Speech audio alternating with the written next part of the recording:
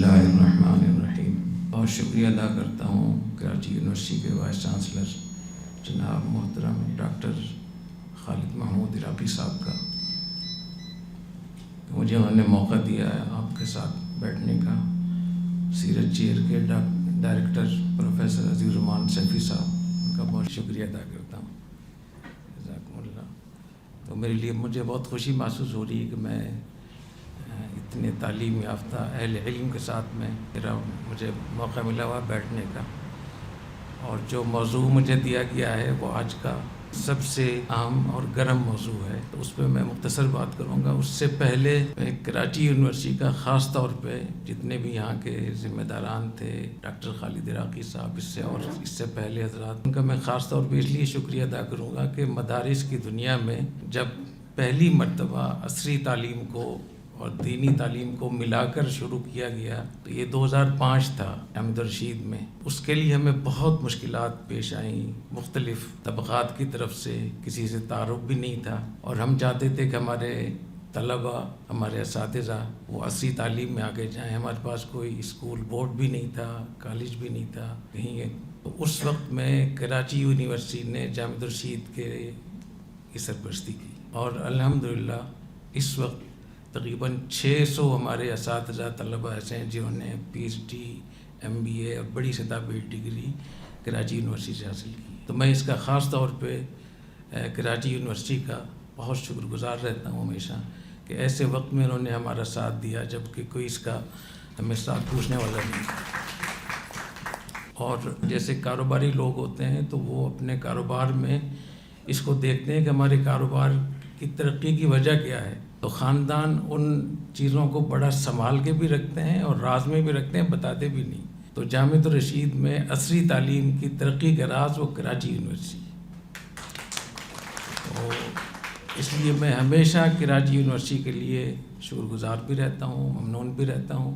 جب بھی مجھے موقع ملتا ہے کہیں تو میں اس حق کو ادا کرنے کی کوشش کرتا ہوں۔ الجزاء الاحسان الا الاحسان، احسان کا بدلہ احسان ہے۔ تو ہم کراچی یونیورسٹی کے مقروض ہیں، ہم انشاءاللہ اس قرض کو ادا کرتے رہیں گے انشاءاللہ۔ دوسری بات یہ کہ یہ جو موضوع ہے، ٹاپک ہے، جس پہ پیغام پاکستان کے حوالے سے جو مجھے بتایا پروفیسر ڈاکٹر عزیز الرحمان سیفی صاحب نے، ان کا بھی میں خاص شکریہ ادا کرتا ہوں۔ بہت پرانے ہمارے واقف ہیں، آنا جانا ان کا تھا، 2000 سے بھی پہلے یہ ناظم آباد میں تشریف لاتے تھے، وہاں اس وقت میں بچے تھے، اب تو ماشاءاللہ ڈائریکٹر بن گئے۔ تو اللہ بہت برکت عطا فرمائے۔ تو ان کی جو خدمات مجھ تک پہنچتی رہتی ہیں، ہمارے کئی اساتذہ جنہوں نے ان کی نگرانی میں ماشاءاللہ یہاں ڈگری حاصل کی ہے، تو میں ان کی طرف سے بھی آپ کا شکریہ ادا کرتا ہوں۔ اور میرے ذہن میں یہ بات ہے کہ سیرت چیئر یہ بہت بڑی بات ہے، معمولی چیز نہیں ہے۔ کسی بھی اسلامی ملک میں مسلمانوں کے لیے سب سے بڑی چیز وہ سیرت ہے، جس سے وہ اپنے دین کو بھی ٹھیک کر سکتے ہیں، دنیا کو بھی ٹھیک کر سکتے ہیں، اپنے چیلنجز سے بھی نمٹ سکتے ہیں، کیونکہ اللہ تعالیٰ نے حضور اکرم صلی اللہ علیہ وسلم کو آخری نبی بنا کر بھیجا تھا۔ تو قیامت تک جتنے بھی چیلنجز آنے والے تھے، مشکلات آنے والی تھیں، ان سے حضور اکرم صلی اللہ علیہ وسلم کو اور صحابہ کرام کو اللہ نے گزارا وہاں سے، تاکہ امت کے سامنے ایک نمونہ سیمپل موجود ہو کہ جب ایسے حالات بگڑ جائیں تو کیا کرنا چاہیے۔ اور اس کے لیے سیرت چیئر بنانا اور اس کو ترقی دینا، اس پہ اہل علم کو لے کر آنا اور سیرت کو باقاعدہ ایک عملی شکل دینا، کیونکہ سیرت کے 3 حصے ہوتے ہیں۔ ایک سیرت ہوتی ہے، سیرت کے واقعات، نبی کریم صلی اللہ علیہ وسلم کی ولادت مبارکہ، پھر آپ کی کس طریقے سے آپ کی نے زندگی 40 سال کی عمر آپ نے کہاں گزاری، پھر نبوت کیسے ملی، پھر نبوت کا آپ نے لوگوں تک پیغام کیسے پہنچایا، پھر مکہ مکرمہ میں 13 سال کیسے گزارے، ہجرت کیسے کی، پھر 10 سال مدینہ طیبہ میں، پھر غزوات، جنگیں، امن، معاہدے ہوئے، مختلف چیزیں سامنے آئیں۔ یہ سیرت ہے۔ اور ایک ہے فلسفہ سیرت، کہ ایسا کیوں ہوا، ہجرت آپ نے کیوں کی، آپ کا گھر تھا مکہ مکرمہ میں، آپ کی پیدائش تھی، آدمی جس جگہ پیدا ہوتا ہے اس سے سب سے زیادہ واقف ہوتا ہے، تو آپ کو ہجرت کیوں کرنا پڑی، اس کے اسباب کیا تھے، اس کے اہداف کیا تھے، اس کے مقاصد کیا تھے، اس کو کہتے ہیں فلسفہ سیرت. اور یہ فلسفہ اتنی بڑی چیز ہے کہ اس کو سامنے رکھتے ہوئے آپ ملکوں کی پالیسیاں بنائیں گے، آپ ملکوں سے تعلقات قائم کریں گے، اور اس تعلقات کا لیول کیا ہوگا یہ بھی وہیں سیرت سے فیصلہ ہوگا، فلسفہ سیرت سے. اس قوم کو، سوسائٹی کو کس طرف لے کر جانا ہے، کن پالیسیوں پر، یہ فلسفہ سیرت سے پتہ چلتا ہے. اور تیسری چیز ہوتی ہے تطبیق سیرت، کہ آج کے زمانے میں سیرت سے اگر ہم استفادہ کریں بچوں کے لیے، خواتین کے لیے، مردوں کے لیے، حکمرانوں کے لیے، وہ کیسے ہوگا. تو سیرت چیئر میں یہ تینوں چیزیں ہونی چاہیے. اور میرا ایک مشورہ یہ بھی ہے سیرت چیئر کے لیے کہ ماشاءاللہ جامعہ کراچی کے پاس تو زمین اتنی زیادہ ہے کہ جامعہ کراچی کے جو منتظمین ہیں، وائس چانسلر ہیں، آپ لوگوں کو پورا پتہ نہیں ہے کہ جامعہ کراچی کی زمین کتنی، اتنی بڑی زمین آپ کے پاس ماشاءاللہ ہے.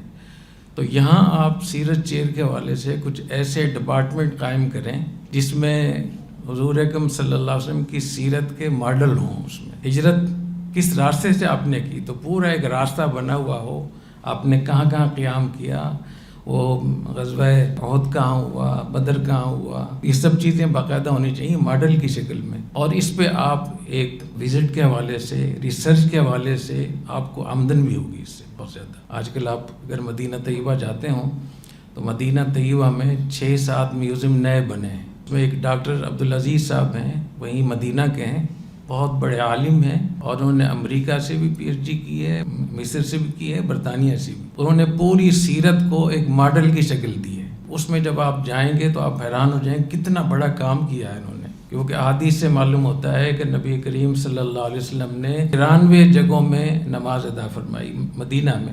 تو ڈاکٹر عبدالعزیز صاحب نے ان 93 جگہوں کی نشاندہی کی ہے اور ان کی جگہ، ان کی لوکیشن متعین کی ہے، اور اس پہ پورا ایک مقالہ لکھا ہے انہوں نے. تو میں عرض کر رہا ہوں کہ سیرت چیئر ہمارے لیے بہت بڑی بات ہے. اللہ تعالیٰ جس نے بھی یہ سیرت چیئر کا مشورہ دیا اللہ اس کو جزائے خیر عطا فرمائے. اور میں ڈاکٹر خالد عراقی صاحب کا بہت شکریہ ادا کرتا ہوں، بہت ان کو خراج تحسین پیش کرتا ہوں کہ انہوں نے اس شعبے کو، ڈپارٹمنٹ کو اہمیت دی ہے، اور اس کے لیے جن شخصیت کا انتخاب کیا واقعتاً وہ اس کے اہل ہیں. اللہ بہت برکت عطا فرمائے. اس پیغام پاکستان میں جو پہلی بات انہوں نے کی، اس کی تفصیل تو آ گئی ہے کہ جہاد جو اس وقت کا بہت بڑا موضوع ہے، جہاد اور نفاذ شریعت کے نام پہ اتنی قتل و غارت گری ہو رہی ہے، خیر پختونخوا تباہ و برباد ہو گیا ہے، اور کتنے بڑے پیمانے پر عورتیں بیوہ ہو رہی ہیں، بچے یتیم ہو رہے ہیں، خون بہہ رہا ہے. کس نام پہ؟ جہاد کے نام پہ، شریعت کے نام پہ. تو شریعت اور جہاد تو خون کی حفاظت کے لیے اللہ نے ہمیں دیا تھا، یہ خون بہانے کے لیے نہیں دیا تھا. تو اس کی بہت بڑی وجہ یہ ہے کہ جہاد کی جو غلط تشریح ہے اس کی ضرورت ہے. اور اب چونکہ یہ جہاد کا جو موضوع ہے یہ مدرسوں سے، مذہبی جماعتوں سے نکل کر یونیورسٹی میں پہنچ گیا ہے. بہت سارے پروفیسر حضرات ہیں، بہت سارے اینکر ہیں پاکستان کے، بہت بیوروکریسی میں لوگ ہیں جو سمجھتے ہیں کہ ٹھیک ہے یہ ٹی ٹی پی وغیرہ ٹھیک ہے شریعت نافذ کرنے کے لیے اور جہاد. اب چونکہ اس زہر سے یونیورسٹیز بھی آلود ہو رہی ہیں، یونیورسٹیز میں بھی طلباء، طالبات، پروفیسر، اساتذہ، ان تک یہ فتنہ پھیل رہا ہے. تو اس کی ضرورت ہے کہ پڑھے لکھے طبقے کو یہ بات بتائی جائے کہ جہاد اس کا تعلق ریاست کے ساتھ ہے. اور 2-4 کی طرح یہ کہ نبی کریم صلی اللہ علیہ وسلم پہ سب سے زیادہ ظلم کہاں ہوا؟ مکہ میں. اور سب سے زیادہ آپ کی زندگی کہاں گزری؟ مکہ میں. آپ نے 53 سال وہاں گزارے، 40 سال نبوت سے پہلے اور 13 سال نبوت کے بعد. اس کے باوجود آپ کو جہاد کرنے کی اجازت نہیں ملی مکہ میں. کیوں؟ اس لیے کہ ریاست نہیں تھی. جب آپ نے ہجرت کی اور ہجرت کے نتیجے میں ریاست مدینہ، ریاست طیبہ قائم ہوئی، اس کے بعد پھر جہاد کا حکم نازل. تو اس کا مطلب یہ ہوا کہ ریاست اور جہاد آپس میں اکٹھے ہیں. اگر ریاست نہیں ہے تو ریاست کے ہوتے ہوئے ریاست کا تحفظ اور دفاع، اس کا نام جہاد ہے. اور اس کے لیے جو ہر ریاست اپنے ملک کے دفاع کے لیے جو فوج کا نظم بناتی ہے، اسی کو جہاد. اگر وہ مسلمان ہیں تو وہ جہاد ہے، اور اگر وہ غلط کام کر رہے ہیں تو ان غلط کام سے روکنا چاہیے، کیونکہ جہاد کے لیے مسلمان ہونا ضروری ہے. اور ریاست کے ہوتے ہوئے کسی بھی فرد کا کسی تنظیم کا اپنے طور پہ عسکری تنظیم بنا کر دوسروں پہ حملہ کرنا، قانون ہاتھ میں لینا، دوسرے ملکوں پہ حملہ کرنا، یہ شرعاً جائز نہیں ہے۔ کیا ڈاکٹر خالد عراقی صاحب اس کو پسند کریں گے کہ جامعہ کراچی میں ایک اور وی سی بن جائے، کسی ایک علاقے میں اپنا دعویٰ کر دے، یا اپنے طور پہ کوئی ڈپارٹمنٹ کوئی ہنگامہ کر دے؟ کوئی برداشت نہیں کر سکتا اس کو۔ ایسی ریاست کے ہوتے ہوئے ریاست کے اندر کسی بھی شخصی ادارے کو، فرد کو، تنظیم کو اجازت نہیں ہے کہ وہ عسکری تنظیم بنا کر کسی پر حملہ ہو۔ میں یہ بتایا کرتا ہوں کہ فوج میں تو کور کمانڈر بھی ہوتے ہیں، لیفٹیننٹ جنرل بھی ہوتے ہیں، اور کتنی بڑی سطح کے لوگ ہوتے ہیں۔ کیا ان میں کسی ایک کور کمانڈر کو اجازت ہے کہ وہ اپنے طور پہ ہندوستان پہ حملہ کر دیں؟ نہیں ہے نا اجازت۔ تو کیا اپنے طور پہ کسی شخصی آدمی کو اجازت ہوگی کہ جو چاہے وہ تنظیم بنا کے حملہ کر دے؟ اور چونکہ ہماری یونیورسٹیز میں جو دین سے وابستہ لوگ ہیں اس بات پہ ناراض ہوتے ہیں، لیکن ناراض نہیں ہونا چاہیے۔ 11 ستمبر کا واقعہ جو ہوا تھا، اس سے کتنی بڑی تباہی پھیلی ہے پوری دنیا میں، پورا عالم اسلام یتیم ہو گیا اس کی وجہ سے۔ اور یہ افغانستان سے ہوا تھا، جو صحیح حقیقت یہی ہے۔ یہ باتیں جو لوگ کہہ رہے ہیں کہ یہ یہودیوں نے خود کیا تھا، ایسا نہیں ہے۔ جو لوگ افغانستان کو جانتے ہیں ان کو معلوم ہے کہ اس کا پس منظر کیا ہے۔ یہ جھگڑا وہاں شروع ہوا تھا اسامہ بن لادن کا اور ملا عمر کا، کہ اپنے طور پہ تنظیم بنا کر کسی ملک پہ حملہ کرنا، چڑھائی کرنا، یہ جائز ہے یا نہیں؟ تو اسامہ بن لادن کی رائے یہ تھی کہ جہاد ہے، اور ملا عمر کہہ رہے تھے کہ میں حکومت کیسے چلاؤں گا تو پھر انہوں نے علماء کرام کی کمیٹی بنائی۔ اس میں 3 اسامہ بن لادن کے علماء تھے اور 3 ملا عمر نے لوگوں کو مقرر کیا تھا۔ ان 3 میں بھی شامل تھا۔ مولانا ڈاکٹر شیر علی شاہ صاحب جو دارالعلوم حقانیہ کے شیخ الحدیث تھے، مولانا نور محمد صاحب جو بلوچستان جمعیت علماء اسلام کے امیر تھے۔ تو یہ 3 لوگ پاکستان سے گئے تھے، اور 3 اسامہ بن لادن کے اپنے لوگ تھے، جن میں 2 ابھی زندہ ہیں۔ ابو حفص موریتانیہ کے بہت بڑے عالم تھے۔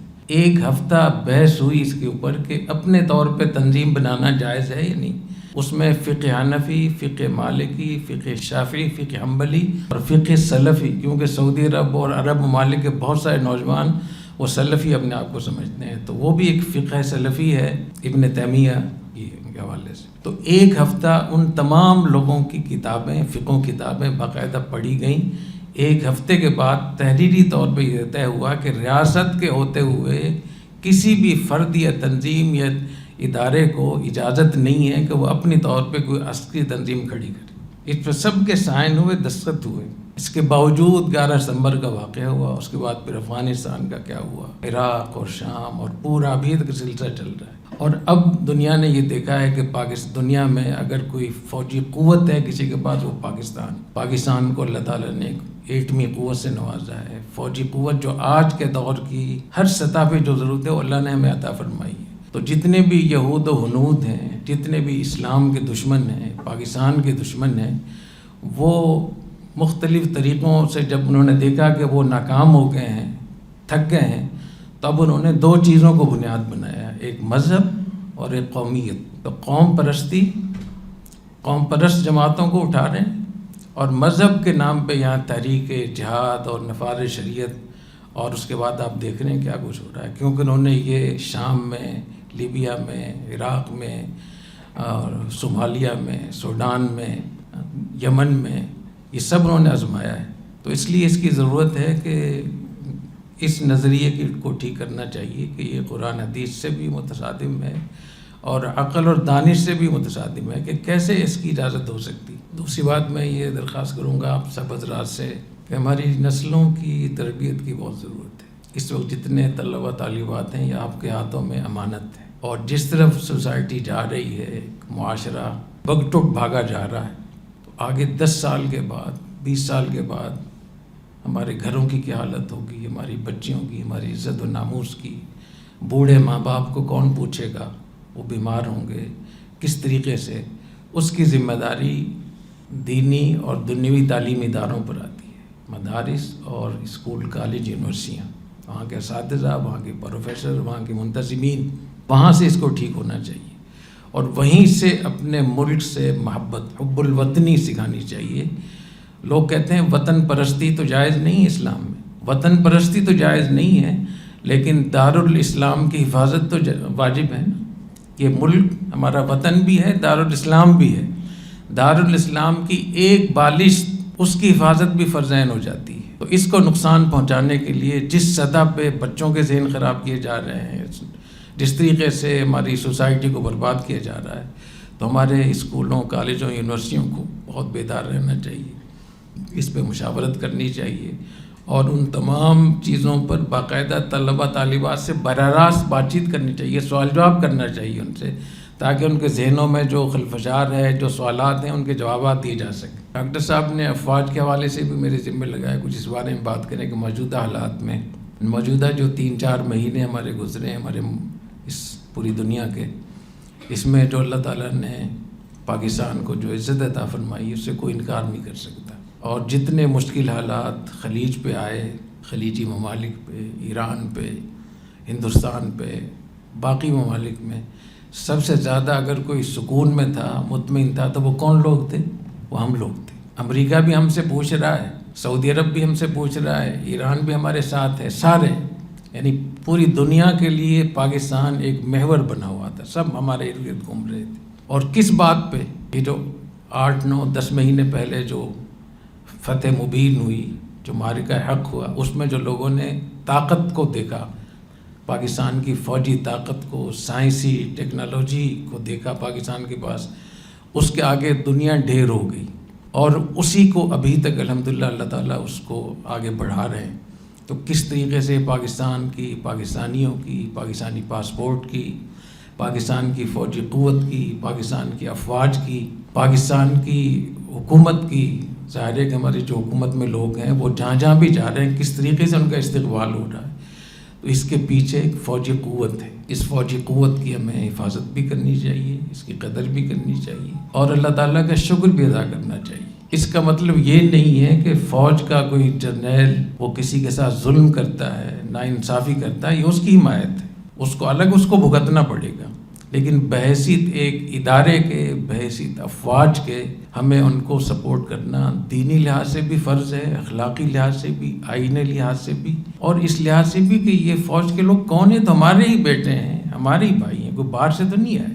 اور آج ان کو آپ کی سپورٹ کی بہت زیادہ ضرورت ہے. خاص طور پہ ہماری اساتذہ تشریف رکھتی ہیں، تو میں آپ سے درخواست کروں گا کہ پورا فیملی تو آپ کے ہاتھ میں ہے. اگر ماں ٹھیک ہو جائے، اس کی تربیت اچھی ہو، تو بہت کچھ ٹھیک ہو سکتا ہے. حضرت ام عمارہ رضی اللہ تعالیٰ عنہ، اور جن کے بارے میں نبی کریم صلی اللہ علیہ وسلم فرمایا کہ میں نے ان سے بہادر کوئی مرد نہیں دیکھا. عورت تھی، اور نبی کریم صلی اللہ علیہ وسلم جب چاروں طرف سے یلغار ہوئی احد میں، تو ام عمارہ رضی اللہ تعالیٰ عنہ نے کس طریقے سے تلوار بھی چلائی چاروں طرف، اور تیر اندازی بھی کی. نبی کریم صلی اللہ علیہ وسلم نے ارشاد فرمایا کہ جدھر میں دیکھتا تھا تو ام عمارہ میرا دفاع کرتی تھی.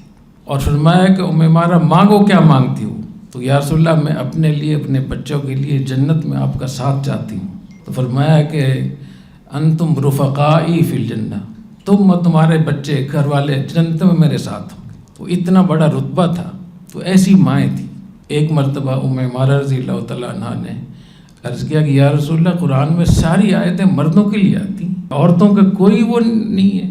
تو اس پہ ان کی اس فرمائش پر آیت نازل ہوئی ان المسلمین والمسلمات، جس میں ایک ہی آیت میں 10 مرتبہ خواتین کا ذکر. تو ایسی ہماری مائیں تھیں کہ ان کی فرمائش پر آسمان سے وحی نازل ہوتی. حضرت حمنہ رضی اللہ تعالیٰ عنہ، ان کے والد، ان کے بھائی، ان کے شوہر وہ شہید ہوئے، تو کس طریقے سے انہوں نے صبر کیا. حضرت سمیرہ رضی اللہ تعالیٰ عنہ، ان کے والد، بھائی، بیٹے اور شوہر چاروں شہید ہو گئے. تو افواہ پھیل گئی تھی کہ حضور اکرم صلی اللہ علیہ وسلم شہید ہو گئے ہیں، کیونکہ مصعب بن عمیر رضی اللہ عنہ شہید ہو گئے تھے. اور مصعب بن عمیر جو تھے وہ بالکل ہم شکل تھے نبی کریم صلی اللہ علیہ وسلم، شکل و صورت میں بھی، خوبصورتی میں بھی، اخلاق و اطوار میں بھی، گفتگو میں بھی. اس لیے نبی کریم صلی اللہ علیہ وسلم نے ان کو اسلام کا نمائندہ بنا کر 1 سال پہلے بھیجا تھا. تو جب نبی کریم صلی اللہ علیہ وسلم مدینہ طیبہ تشریف لائے تو پورا مدینہ اسلام لا چکا تھا، یہ مصعب بن عمیر کی برکت کی وجہ سے. جب وہ شہید ہو گئے تو پھر یہ بات شیطان نے پھیلا دی کہ حضور اکرم صلی اللہ علیہ وسلم شہید ہو گئے. تو حضرت سمیرہ یہ بھاگی وہاں سے اور دوڑی. تو کسی نے کہا کہ آپ کے والد شہید ہو گئے ہیں. ان کا وہ ٹھیک ہے، حضور صلی اللہ علیہ وسلم کیسے ہیں؟ آگے گئی تو کہا کہ تمہارے بھائی شہید ہو گئے، کہ وہ تو ٹھیک ہے، اللہ تعالیٰ ان کی مغفرت فرمائے، رسول اللہ کیسے ہیں؟ آگے گئے تو کہ تمہارا بیٹا بھی شہید ہو گیا ہے، وہ اللہ ان کی مغفرت کرے، رسول اللہ کیسے ہیں؟ بھائی، بیٹا، باپ، شوہر. اور جب نبی کریم صلی اللہ علیہ وسلم کو دکھایا کہ یہ ہے نبی کریم صلی اللہ علیہ وسلم، تو دوڑ کر آپ کو لپٹ گئیں اور کہا کہ یا رسول اللہ، اگر آپ ٹھیک ہیں تو کوئی مسئلہ نہیں. تو یہ ہماری مائیں ہوتی تھیں. حضرت صفیہ رضی اللہ تعالیٰ عنہ، جو حضرت سید الشہداء حضرت حمزہ رضی اللہ تعالیٰ عنہ کی بہن تھی، جب ان کا مصلح کیا گیا، ان کے جسم کے ٹکڑے کیے گئے تھے، تو وہ آ رہی تھیں.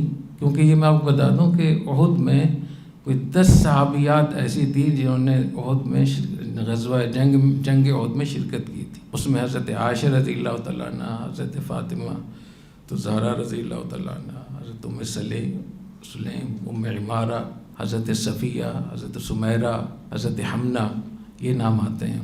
وہ جب آ رہی تھی تو حضور اکرم صلی اللہ علیہ وسلم فرمایا کہ عورت کو روکو، اپنے بھائی کو دیکھیں گی تو برداشت نہیں کر سکیں. تو ان کے بیٹے زبیر ان کو بھیجا. تو جیسی زبیر نے روکا ان کو، تو وہ حضرت صفیہ بہت طاقتور تھی، تو انہوں نے اتنی زور سے ان کو ایک دھول رسید کی کہ وہ الٹے جا کر پڑے. تو انہوں نے کہا کہ رسول اللہ نے روکا ہے. اور انہوں نے کہا کہ تم مجھے روکنا چاہتے ہیں؟ اپنے بیٹے کو انہوں نے کہا کہ تم مجھے روکنا چاہتے ہیں، میں اپنے بھائی کو دیکھوں گی. تو بیٹے نے کہا کہ رسول اللہ نے فرمایا، تو ایک دم وہیں رک گئی، ایک دم ادھر ہی رک گئی، اور کہا کہ پھر میں آگے نہیں بڑھتی. اور یہ میں 2 کپڑے لے کر آئی ہوں ان بھائی کے لیے کفن کے طور پر، تو اس میں میرے بھائی کو کفن دے دے. وہ جو کپڑے تھے وہاں جب کفن دینے لگے تو ایک انصاری کا بھی اسی طریقے سے ان کے جسم کے ٹکڑے پڑے ہوئے تھے جیسے حضرت حمزہ کا مصلح کیا گیا تھا. تو صحابہ کرام کہتے ہیں کہ ہمیں اچھا نہیں لگا کہ انصاری بھائی بغیر کفن کے دفن ہو اور حضرت حمزہ. تو ہم نے پھر ایک کپڑا ان کے لیے دیا اور ایک ان کے لیے دیا. جب ان کو دیکھا تو وہ دونوں کے سائز میں بہت فرق تھا، ایک کپڑا بڑا تھا اور ایک کپڑا چھوٹا تھا. تو پھر صحابہ کرام نے احد میں وہاں قرآن اندازی کی تاکہ جس کے نام پہ جو کپڑا نکلا اس کو وہ دیا. تو کتنا آپس میں محبت اور انصاف اور ایک دوسرے کی خیال رکھنا، کتنا زبردست اللہ نے ہمیں نظام عطا فرمایا. حضرت حمنہ، وہ میں آپ حضرات کے لیے خاص طور پہ بتاؤں گا. حضرت حمنہ بنت جہش رضی اللہ تعالیٰ عنہ جب وہ آئیں تو یہ حضور اکرم صلی اللہ علیہ وسلم کی عزیزہ بھی تھی. تو ان کے بھائی شہید ہوئے تھے اور ان کے والد شہید ہوئے تھے اور ان کے شوہر شہید ہوئے. تو والد کے بارے میں بتایا کہ تمہارے والد شہید ہو گئے ہیں. تو کہا کہ اللہ مغفرت فرمائے، اللہ کی امانت تھی، اللہ ان کو اللہ کے پاس چلے گئے، ہم صبر کریں گے.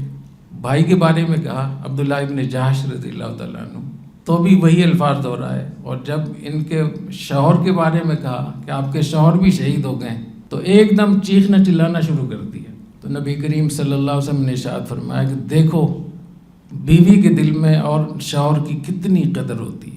کہ والد کی اطلاع ملی تو کہہ رہے ہیں سب گزارا ہے، ٹھیک ہے، انا للہ و انا الیہ راجعون. اور بھائی کی شہادت کی خبر ملی تو انا للہ و انا الیہ راجعون، صبر کر رہی. لیکن شوہر کا جیسے ہی پتہ چلا تو وہ اپنے آپ پہ قابو نہ رکھ سکی. اس سے ثابت یہ ہوا کہ بیوی کے دل میں شوہر کی بہت قدر ہوتی ہے. وہ چونکہ اکٹھے رہتے ہیں اس لیے ان کو محسوس نہیں ہوتا. تو اللہ تعالیٰ بیویوں کی قدر کرنے کی توفیق عطا فرمائے. یہ حضور اکرم صلی اللہ علیہ وسلم نے اس حدیث میں یہ فرمایا کہ اس سے آپ دیکھیں کہ عورت کے دل میں اپنے میاں کی کتنی عظمت اور کتنی قدر ہوتی ہے کہ وہ برداشت نہیں کر سکی اس کو. تو یہ میں عرض کر رہا ہوں کہ جہاد میں اور دین کے مختلف شعبوں میں خواتین نے جو کارنامے انجام دیے ہیں، آج اس کی ضرورت ہے کہ ہماری مائیں بہنیں اپنے بیٹیوں کو، سوسائٹی کو وہ سارے واقعات سنائیں اور ان کو دوبارہ اسی راستے پر لے کر آئیں جو راستہ ہمارا تھا. میں بہت شکریہ ادا کروں گا ڈاکٹر خالد راغی صاحب کا ایک مرتبہ پھر. اچھا، میں وہ بات بتا رہا تھا، میں 5 منٹ اس پہ لوں گا کہ ہماری اس خطے میں جو حالات تبدیل ہوئے ہیں اس میں ہماری فوج کی وجہ سے ہوئے ہیں. جس کی بھی گڈی چڑھی ہوئی ہے اس وقت میں وہ فوج کی وجہ سے. جہاں بھی ہماری عزت ہو رہی ہے وہ فوج کی وجہ سے، فوج کی طاقت کی وجہ سے. اور ابن خلدون نے لکھا ہے، اور پوری دنیا کے اس پہ اتفاق ہے، کہ ریاستیں 2 ستونوں پر قائم ہوتی ہیں، ایک فوجی قوت پر اور ایک معاشی قوت پر. تو اگر معیشت اور فوجی قوت، اس کو ہر صورت میں بہتر کرنا چاہیے.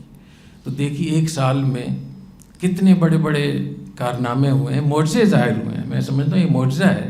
جس حالات میں ہم لوگ گزر رہے تھے، ان حالات میں اللہ تعالیٰ نے دوبارہ سے پاکستان کو اپنے ہاتھ میں لیا ہے. اللہ نے تھاما ہے پاکستان کو. ہمیں اللہ تعالیٰ کا شکر ادا کرنا چاہیے کہ اللہ تعالیٰ نے دوبارہ سے ہمیں عزت دی ہے.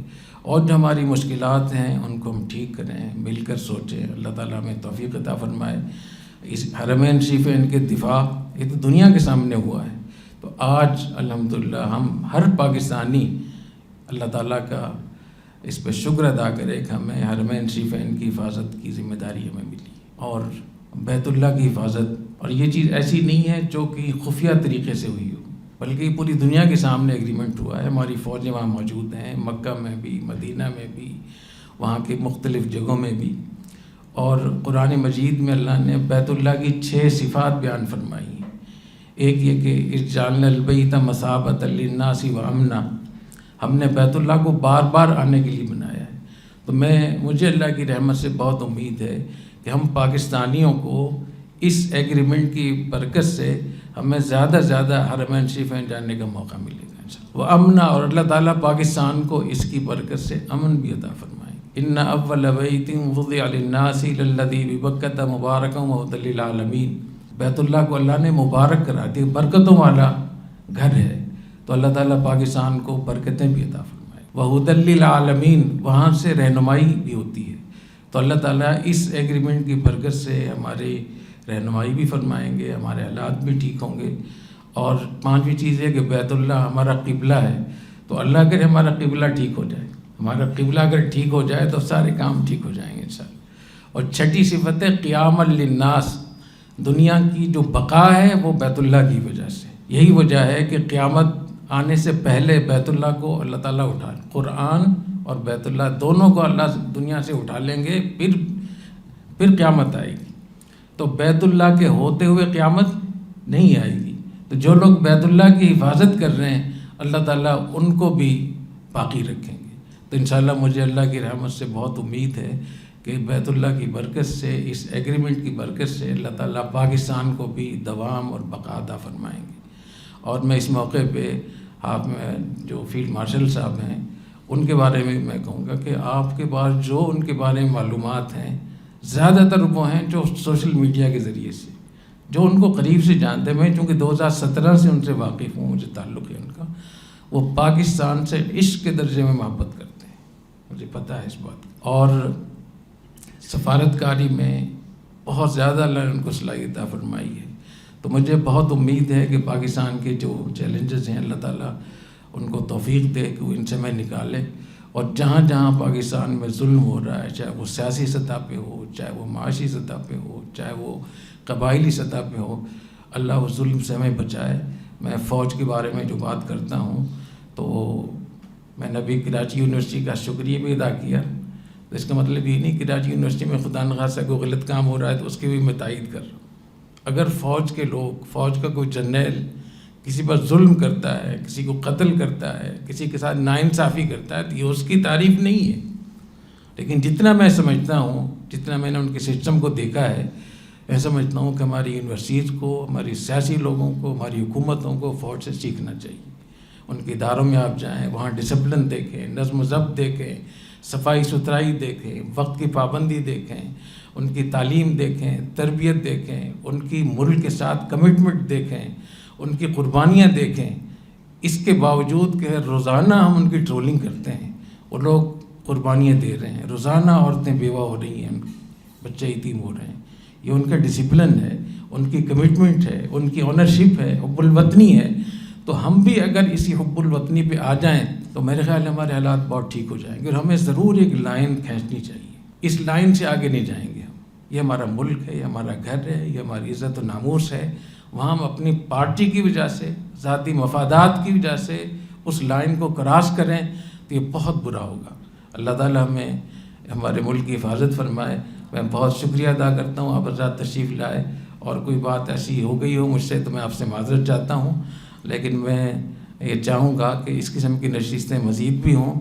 اور ڈاکٹر عزیز الرحمان صاحب، میں آپ کا پھر ایک مرتبہ شکریہ ادا کرتا ہوں. آپ کے بارے میں ہمارے اساتذہ بہت تعریف کرتے ہیں، اللہ بہت جزائے خیر عطا فرمائے.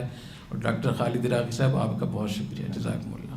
سبحانک اللہم و بحمدک اشہد ان لا الہ الا انت استغفرک و اتوب الیک.